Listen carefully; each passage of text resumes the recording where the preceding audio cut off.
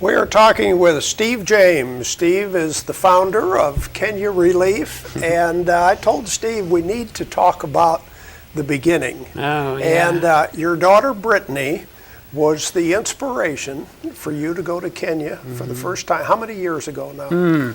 Well, let's see. The night she woke us up was around 17 years ago when she said, "Daddy, I want to sponsor a little kid in Kenya." So, okay, let's talk about it tomorrow. She did.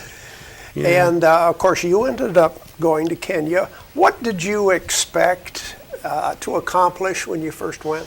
Well, really my only intent initially was just to meet the boy, because Brittany always wanted to go see Newton, and honestly I wasn't even sure that he was real. She got a job and sent $24 a month in for 3 years, and they became pen pals, and she never got to meet him because we lost my daughter. And so the only reason I went to Kenya initially was to meet him and to do something she wanted to do, or do something in her memory, because she died 3 days after 9/11, and I don't know, he just like got a hold of me and said, "You're going to Kenya." So I went, and I also did some anesthesia while I was there. Right. So okay, and you did meet Newton. I did. Yes, one of the probably top 3 experiences of my life was to meet him. Have you stayed in touch with him? Oh yeah, I see him at least once or twice a year. Of course, he'd be an adult now. He's a senior. Okay. He's a senior. Okay. He was a little behind in school, but his sister, we're putting her sister through school. His sister, she's quite bright. Now, you went to a village in Kenya. Yeah. Way out in the bush? In the boonies. The first time I went, it took me 14 hours in a van to get there. It broke down, and Nairobi. it was. I thought when my first trip, everybody's afraid to go. Everybody tells you not to go to Africa, which is that's absurd. But I thought if I come up missing here, nobody will ever find me. That's the way I felt my first trip. Now I feel like completely at home. When you look back on it, what was the village like? It was like going to Lakon Flea Market. Like the town looked like a flea market. There was a lot of poverty, a lot of filth, a lot of just surreal conditions that human beings lived in. And then when I went to the hospital, it was all over. I mean, that was the shocking part. People talk about culture shock when they go into something like. Did you experience that? Yes, I think you could probably say that I may have had post-traumatic stress syndrome. I never was diagnosed with that, but it was traumatic.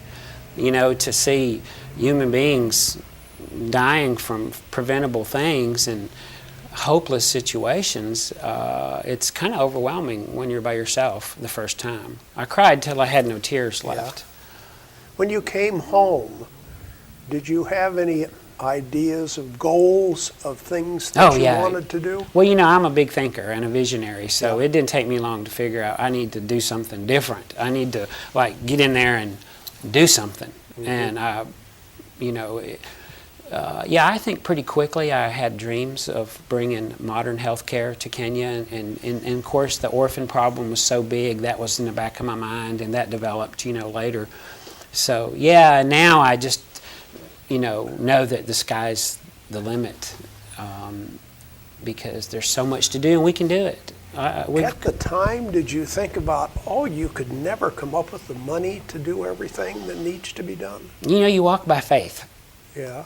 We've never had money. We've spent millions of dollars in Kenya, millions, and we've never had money. It's been a real testimony to, I think, God's pleasure with what we're doing, because He provides everything we need. It's like if we have an idea or a need, a starving person or someone that needs surgery, if you respond to that in good faith, then God's going to give you what you need. That's the way I believe. I get every morning I wake up expecting God to do something powerful.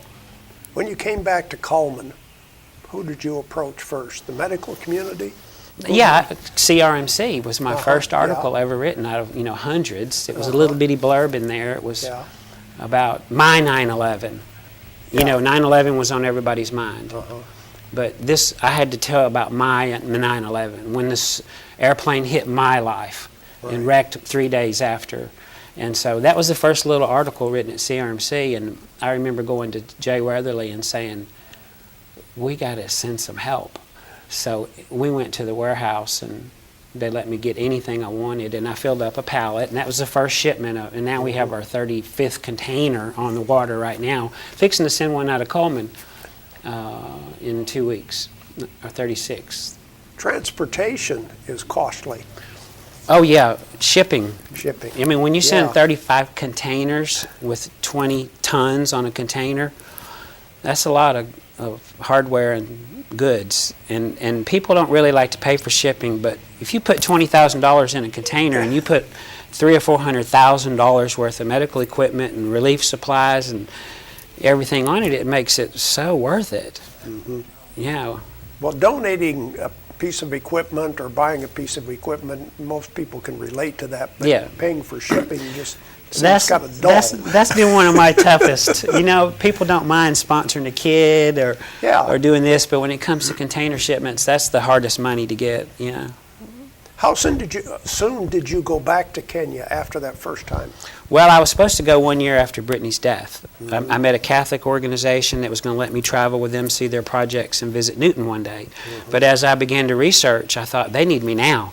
So I went in March after her September death, and that's when I had that pallet from CRMC come over. It was full of monitors and all kinds of goodies, you know, warehouse stuff.